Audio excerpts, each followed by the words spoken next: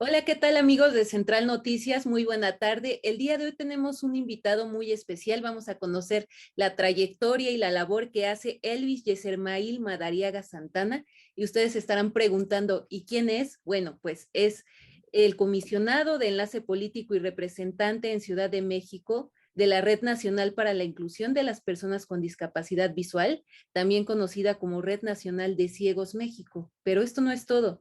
Aparte, Elvis es licenciado en Ciencias Políticas y Administración Pública por la Facultad de Ciencias Políticas de la UNAM. De 2016 a 2019 fue asesor en la oficina de la titular de la Secretaría de Trabajo y Fomento al Empleo de CDMX. Desde 2018 también tiene una labor como activista y promotor de los derechos humanos laborales de las personas con discapacidad. Y así podemos continuar, pero más bien yo les voy a dejar aquí el link para que vean nuestro contenido en Central Noticias y conozcan la trayectoria completa, porque aquí lo tenemos a Elvis totalmente en vivo. Bienvenido, Elvis. Te agradecemos mucho que hayas aceptado la invitación y el tiempo que estás aquí dándonos para conocerte más y conocer más de tu trayectoria. Muchísimas gracias, Ingrid, por abrirnos el espacio para platicar un poquito acerca de la inclusión de las personas con discapacidad y del trabajo que venimos realizando. Gracias, Elvis. Pues vamos a comenzar con una pregunta para que te conozcamos más, para conocer más esta labor tan importante que realizas. Y si nos podrías comentar, ¿cuál es la situación actual de la representación política de las personas con discapacidad en la vida pública de México? Sí, mira, pues en el caso de México, conforme a los datos del último censo, somos 20.838.808 personas con discapacidad en México actualmente.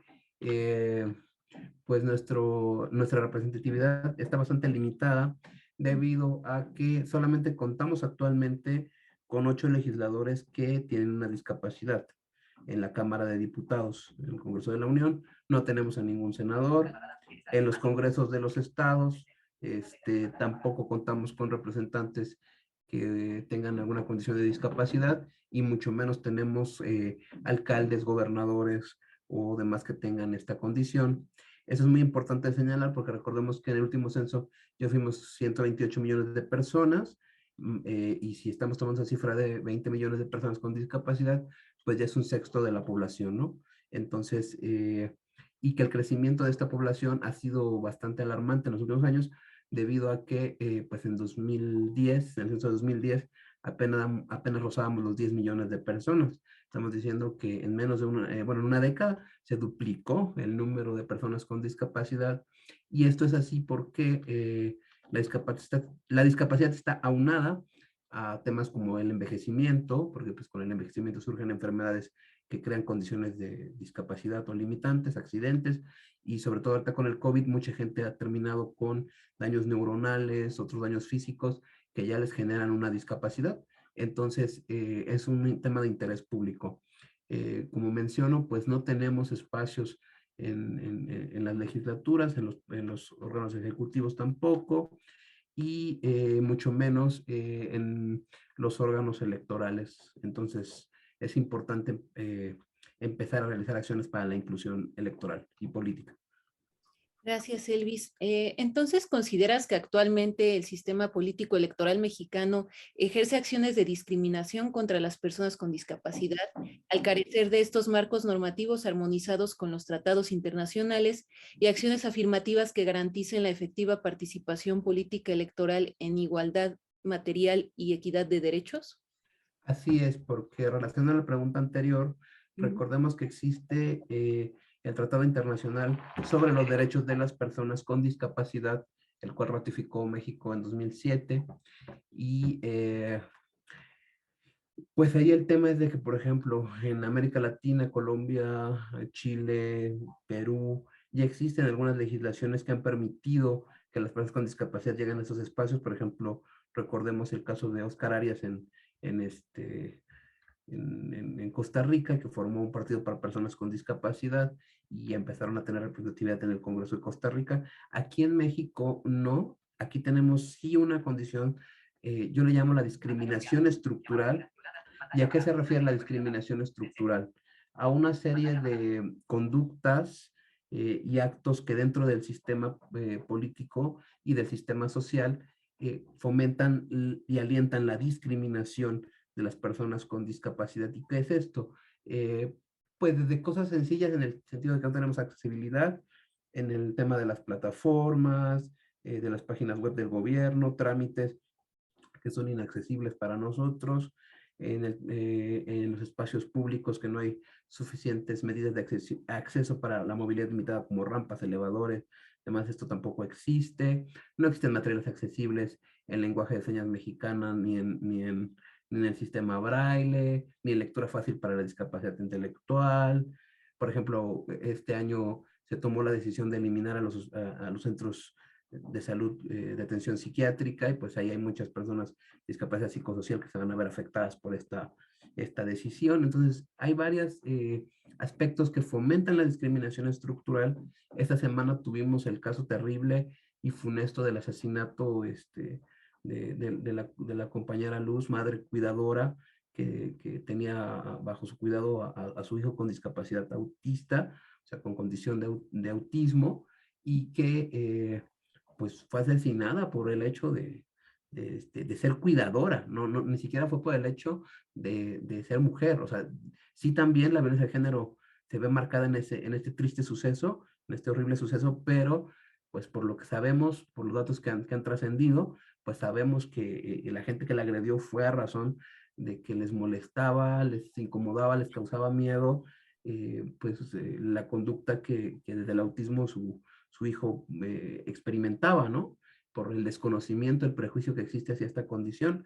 Entonces, pues sí hay una serie de acciones de discriminación en el sistema mexicano, en el sistema social mexicano, y ahora bien en el sistema electoral, muchas veces se nos considera que nosotros como personas con discapacidad, pues no podemos ejercer un cargo debido a que, pues precisamente, ¿no? Tenemos la condición, o sea, la lectura simple es, si tiene discapacidad, ¿cómo es que va a poder ser diputado, por ejemplo? ¿Cómo es que va a conocer de las leyes y demás?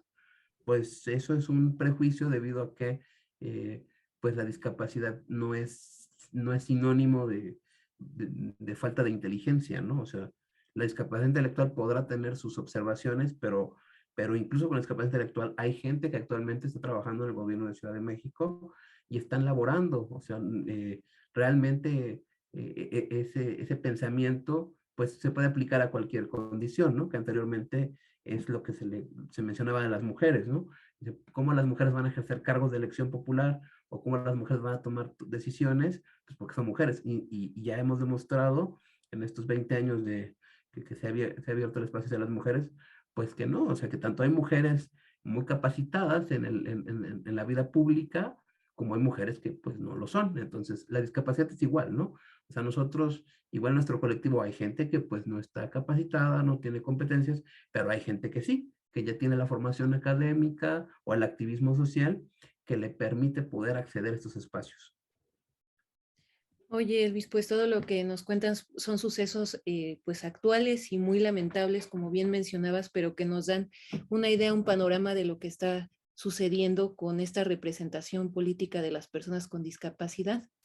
Y yendo un poco más hacia tu experiencia con la defensa de derechos humanos, que también está muy marcado en tu trayectoria, con esa experiencia, particularmente en defensa de derechos humanos de las personas con discapacidad, Elvis, ¿actualmente existe en México un manejo clientelar y electoral de esta población? Acto que pues pueda menoscabar el derecho a que ustedes voten y a participar plenamente en la toma de decisiones. Va un poco en el sentido de lo que nos comentabas hace un momento, pero enfocado a derechos humanos. Pues sí, mira, yo considero que sí, por el hecho de que eh, en México ha sido una transición para cualquier colectivo de grupo vulnerable muy difícil, ¿no? Que te tomen en cuenta si eres LGTBI, si eres mujer, si eres joven, si eres persona con discapacidad, si eres adulto mayor. Es difícil que te tomen en cuenta porque pues el grueso de la población no vive dentro de estas condiciones o de estas formas de vida. Entonces, ¿qué sucede? Que se nos piensa como algo adherente, ¿no? Entonces, en el caso de las personas con discapacidad, ha sido muy difícil dejar el modelo asistencialista a donde solamente con atención médica, con ayudas gubernamentales, con programas sociales, pues con eso es suficiente para nosotros, ¿no? Ese Mm. modelo es el que se tenía sobre todo durante los años 90, durante la época de los 2000, porque era la visión que le damos desde los 70 de la discapacidad, que es cuando se crea el DIP y se empiezan a crear una serie de programas familiares y ahí se mete el tema de la discapacidad. Entonces es ahí donde se tiene esa visión, ¿no? Entonces, hasta que se ratifica el tratado en 2007 y posteriormente en 2013, ya con la administración de Peña Nieto, se promulga la Ley General de Inclusión de Personas con Discapacidad. Aquí en México es cuando ya se dice, a ver, no, las personas con discapacidad, primero no es una enfermedad, es una condición de vida. Se reconoce lo que dice el tratado. En segunda, se toma cuenta de que las personas con discapacidad no solamente son sujetas de acciones y programas sociales, se tienen que hacer una serie de medidas, que es lo que mandata la convención, para garantizar su pleno acceso a una vida en equidad de derechos. Y pues, ¿qué es esto? Pues que, por ejemplo, exista presupuesto para la educación inclusiva, que exista capacitación al personal docente para dar dicha educación, que existan recursos para la accesibilidad en los transportes foráneos de pasajeros y en los transportes interurbanos. Y esto se estaba empezando a hacer, digamos, ¿no? Teníamos ya ahí va caminando, que hubiera por parte del CONAPRED cursos de sensibilización a la población en general, a funcionarios de gobierno, y se fueran homologando estas políticas públicas, programas y leyes, pues a nivel estatal y nivel municipal. Ya iba caminando, o sea, apenas estaba avanzando, y por ejemplo, el año pasado hubo un retroceso, ¿no? En el tema del fondo de accesibilidad, cuando se desaparecen los fideicomisos, ¿no? Que se eliminan los famosos fideicomisos. El fondo de accesibilidad era uno de ellos. Y de este presupuesto, pues salía dinero para accesibilidad en el transporte foráneo, en los trenes de pasajeros, también de ahí se pagaba parte del presupuesto para el descuento que se le daba el subsidio a las empresas de transporte foráneo para descuento de personas con discapacidad, y se abandona esto, ¿no? Se abandona para eliminarse el fondo. Y que luego, por ejemplo, en medidas de educación inclusiva, había varios programas que la SEP tenía con la administración anterior para que gente con discapacidad pudiera terminar su bachillerato y preparatoria, y pues eliminaron también esos conceptos de las partidas presupuestales, y nuevamente se desobedece a la convención, porque la convención dice que en materias de inclusión de grupos vulnerables de personas con discapacidad se nos debe preguntar a nosotros, ¿no? Se nos debe preguntar a nosotros como colectivo cuáles son nuestras necesidades, cuáles son las formas que nosotros creemos que son más convenientes para que se atiendan y se resuelvan, y pues no se nos preguntó, simplemente se eliminó. Entonces, es ahí a donde volvemos al punto, ¿no? De que si hay un hecho clientelar, ahorita tenemos, pues sí, el apoyo económico del bienestar, muy bien, es un programa que pues de una u otra manera pues es eso, nos apoya, pero no soluciona todo esto que acabo de decir. O sea, ese subsidio, ese apoyo económico, pues no atiende la necesidad de educación, de movilidad, de acceso a un trabajo digno. Yo como defensor de los derechos humanos de las personas con discapacidad, ¿qué es lo que escucho del colectivo de personas con discapacidad? Queremos empleo, queremos educación, queremos transportes seguros. O sea, no nos es suficiente que cada 2 meses nos caiga un apoyo económico. Eso es lo que el colectivo me dice, ¿no? Dile a los legisladores, dile a tal o cual alcalde o a quien sea, que lo que queremos es esto, ¿no? Ya, sí está bien que me den una silla de ruedas, que me den un bastón, blanco para poderme guiar, sí está muy bien eso, pero no es suficiente, porque pues ante la inflación, ante la competitividad que cada día es más fuerte, pues nos estamos quedando fuera. O sea, con personas con discapacidad, pues, por ejemplo, ahorita que está todo esto de lluvia de las tecnologías de la información, Ujú. pues como personas con discapacidad estamos en desventaja. ¿Por qué? Porque todavía la accesibilidad de las tecnologías ya hay, pero aún no está a la par de las necesidades de, por ejemplo, del lenguaje de programación, o sea, del análisis de datos, o sea, y eso está avanzando hoy en día. Y sabemos que esos a 20, 30 años, o si no es que menos, son los empleos del futuro, ¿no? Y entonces las personas con discapacidad van a vivir siempre de un programa social, porque también es un tema que, este, que hay que debatir públicamente, pues, ¿no? De que, qué tanta carga es para el fisco, ¿no? O sea, qué tanta carga, se hablaba hace poco tiempo de los bancos del bienestar, del proyecto que son los bancos del bienestar. Yo participé en el proyecto de la creación de los bancos del bienestar. Yo sé las cuestiones de SEDATU para la expropiación de los terrenos, lo que costaba, los polígonos para medir los espacios, todo lo que salía. El presidente dijo hace poco tiempo que cada sucursal estaba saliendo en 1 millón de pesos. Y ese es un dato falso, eso no es cierto. Salen mucho más y se ajusta a cada caso, porque cada caso era distinto.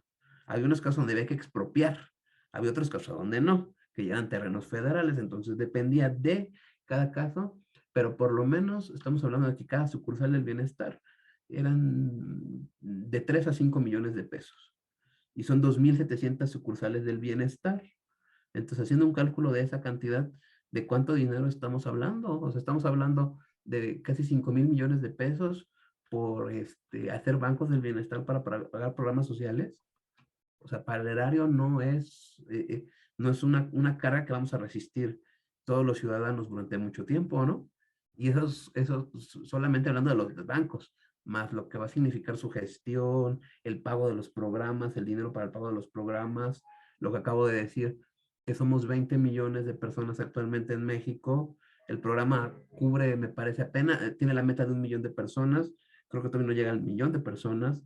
Entonces, es mucho dinero y que en términos reales no está mejorando las condiciones de vida de las personas con discapacidad. Y por eso regresó al tema inicial nuestro interés, nuestro empuje, porque en estos momentos la red está buscando eso de la inclusión electoral para que legisladores lleguen y le digan a las autoridades ejecutivas, pues por ahí no va, mira, es por acá, porque, ¿por qué? Porque aquí está el colectivo que me está diciendo que quiere esto.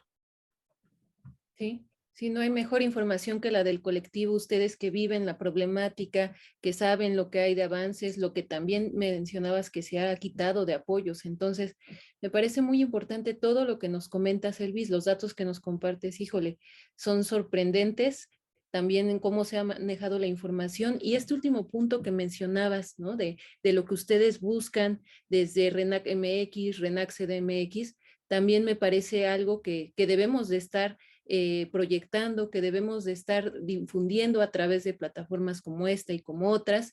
Y pues en ese sentido, Elvis, pues agradecerte nuevamente el tiempo que nos has compartido.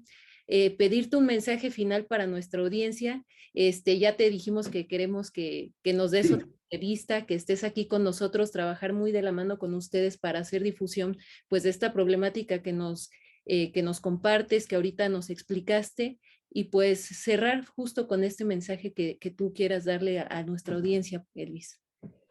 pues mira, a reserva de la siguiente entrevista son dos mensajes. Uno para el público, que se acerquen primero que se quiten los prejuicios. Este caso de luz terrible de esta semana, pues demuestra que precisamente aún tenemos mucha ignorancia, temor a vivir con lo diferente, cuando pues lo que está demostrando, yo creo que desde antes, pero más se ha visto de 2018 a la actualidad, pese a que quieren que volvamos al pasado, ha demostrado que somos una sociedad muy plural, muy heterogénea, ¿no? Y entonces, pues que esa sociedad de ilusión donde pues todos vivíamos en la heteronorma y todos teníamos el sueño de tener una casita y todo eso, pues eso no es así, ¿no? O sea, es una sociedad distinta, es una sociedad plural Y entonces quitarnos el miedo a lo diferente para no cometer estas acciones de odio,